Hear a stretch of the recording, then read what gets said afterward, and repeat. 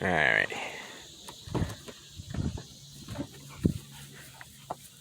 It is bright. Bright and hot. Let me go to the non-bright area.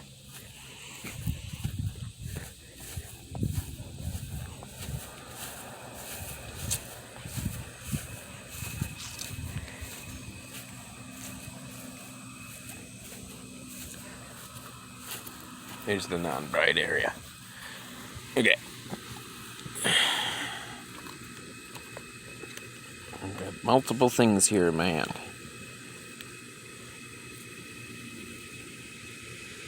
See these? Dog trainer. Oh, my daughter got some Connect Sand stuck in it. There, it's not in there. I got two different ones. I got a large.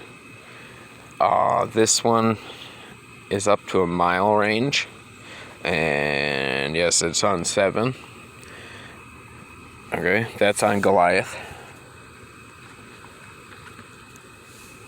This one with electrical tape on it, little smart princess over there, little female.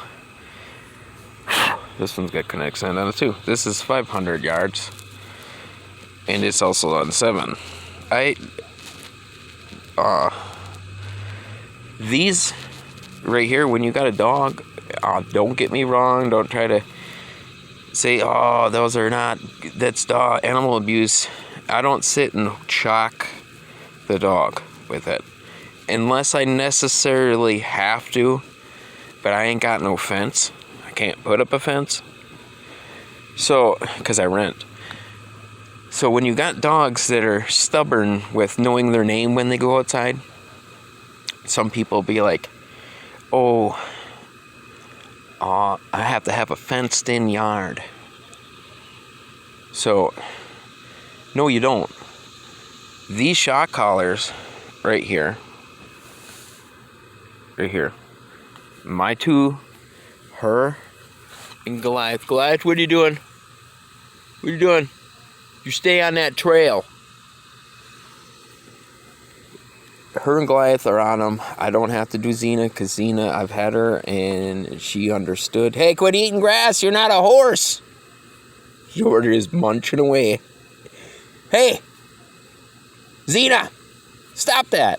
I don't need you puking all over the floor, okay? You're not part horse or goat.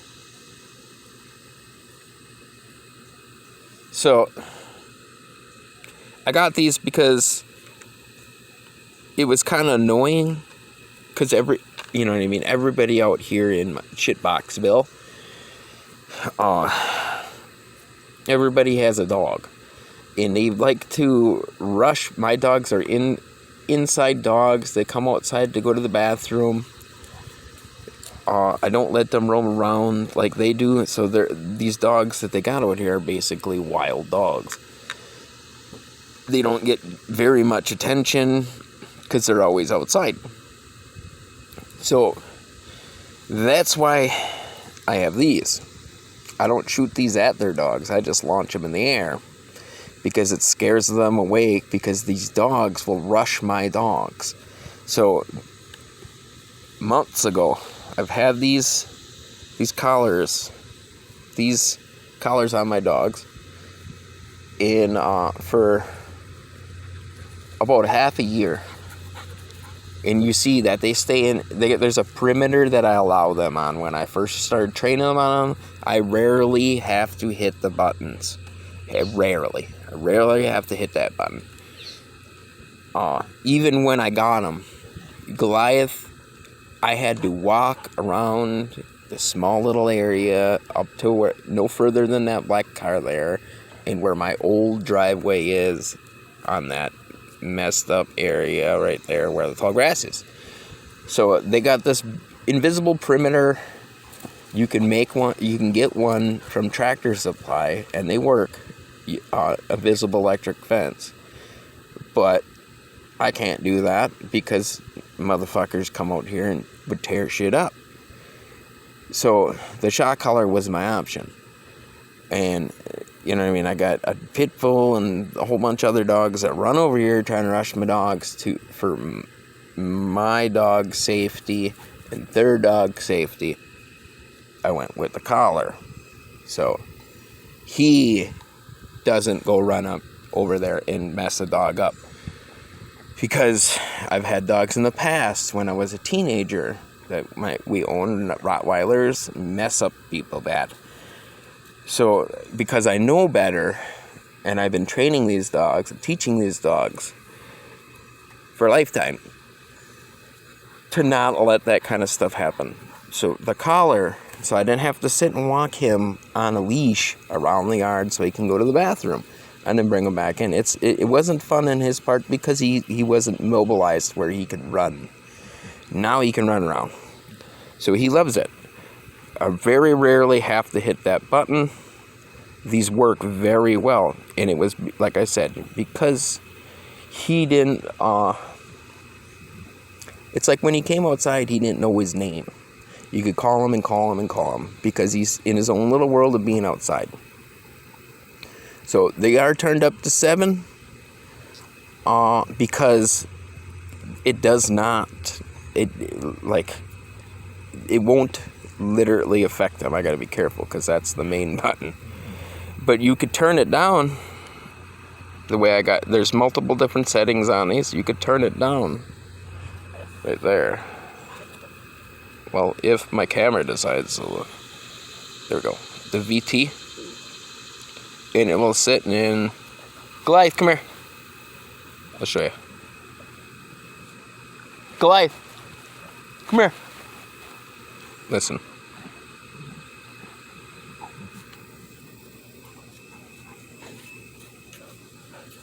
Here. It'll sit and beep. And they'll blink. So if they're out in the dark, it'll look like a firefly moving consistently. And when they're dead, the batteries in the collar, I only charged these one time and never had to charge them. And it's been over 6 months. The collars last for like 72 to like 65 hours, like 2 days. You get about 2 days, 3 days use out of them. When they start blinking red, that's when you should unplug, hit the power button on it, and plug them in. You can plug, if you got 2 dogs, the charger has 2 ports for charging it's the same plug-in and the collar at the same time. And like I said, I don't have to plug that port in where I don't even know. Oh, right here. I don't have to plug that in. I plug both collars into that same charger because of the same ports, same charger. So I got a whole spare charger because I bought 2 different ones. And they work very well. Like I was saying, he knows his name. I very rarely have to do it. Now the bottle rockets, on the other hand, I launch these in the air every time these other dogs try to rush my dog, and they take off running like no tomorrow because they're scared of the sound of it. Princess, on the other hand, she has no fear in the world, and she'll try to grab it, so you can't aim it down. You can't aim a bottle rocket down on the ground, obviously. So if you witness that, I have a video up on my Facebook, if you know my name, of why I had to literally put her in. I thought, we can have the dogs out on 4th of July. I had them out earlier. I got a video up on here for it, but you didn't get to see the fireworks that I was launching off with the dogs, because this one right here that's gonna poop, and I'm gonna have to shovel that up, she likes to grab the firework, and that's not a good idea. I don't need her getting injured. Didn't need her getting injured, so I had to put her in the house. So I used the 2, and I don't sit and launch these like at dogs. I launch them up in the air to scare them away, and it's been pretty effective. Keeps the them from running over here and messing up how my dogs think. You know what I mean? They can't have, every time they come outside to play, it's, you know what I mean? I got the few videos, and I'll probably catch it in a video. of them dogs messing with my dogs. They don't want to play, obviously. They just want to bark.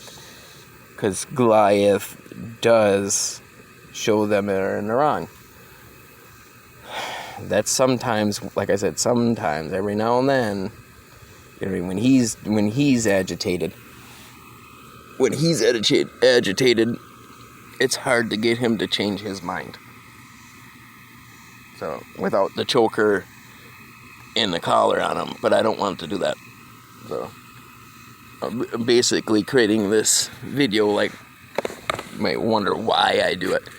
It's because what I'm trying to do is better myself of any way possible to get out of this shitboxville place and have my own place where my dogs can have their own yard and not have to worry about other dogs being up in their face, where they can play and have fun.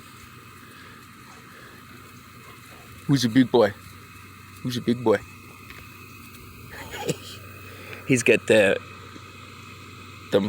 him and her, they get them bumps on their back, and I put new stock on it.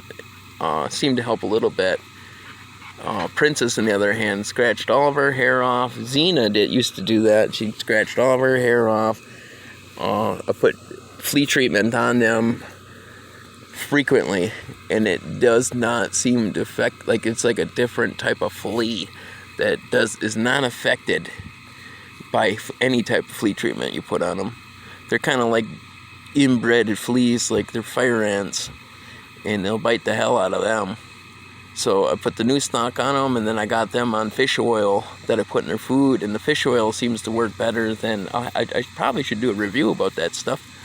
But the fish oil, I don't remember what brand it is. It seems to help, because Princess was scratching her hair right off, pretty much. And it's came back where I'll be able to, soon, like once it starts going down, I'll be able to take them for walks on the walking trails. I gotta get different collars, though. I'm not gonna probably keep the shock collar on them, but they're gonna be on probably chokers. It's the best way to walk them. Oh, dude, playing? Are you playing? Hey! He likes the rope toy. She likes the rope toy. Xena, on the other hand, every time I try to play with Princess, she doesn't like it. Yeah, my old Rottweiler Faith, she's over there. She's right here. And Goliath's sister, she died of parvo, is right there. So we got our little area for him. Faith was an old dog. I used to have a English purebred bulldog, and she passed away and ended up getting back into rots. And Faith, that'd be her name. Got pictures up of her. Just the ugly duckling of dog, a Rottweiler. Nice coat, just pure. When people talk about Rottweiler breed, and then they're on Rottweiler pages, people tend to forget of how the breeding is actually should be done. So it's hard to keep track of it. So what basically I'm saying is, when it comes down to breeding Rottweilers, sometimes you get them piss poor bred Rottweilers. They'll have taller rear legs than the front legs, or they'll have like a misshaped head. They're not supposed to have white on them unless they're old like her. She's about 11, and she has cancer on that one leg that would cost a fortune for us to remove. She still moves. She's just a little bit slow. When Faith passed away next to me. She fell asleep next to me. Long story short is, I got Faith. I live in Arkansas, and there was a tornado in Mayflower, and my bulldog just passed away. Well, she didn't pass away. I had to have her put down because she was 13, 12 years old, to the limit. A bulldog only lives that long, and they can't, you know what I mean? They can't they have problems as it is, so I had her put down and cremated. I actually have an urn with her in it because she was such a great dog, and her father was, you know what I mean, it's a special piece to me because her father won the first Masters Championship. Goober, you can look him up on Google. And her grandfather was Booger, and her name was Snots. So if you can understand how their names worked. But anyway, long story short, I'm getting sidetracked. Faith, I got in a, there was an ad for, hey, come claim your dog. Tornado, like there was a tornado that hit this city, and nobody wanted to claim this dog. So my mom told me, hey, this person has a Rottweiler.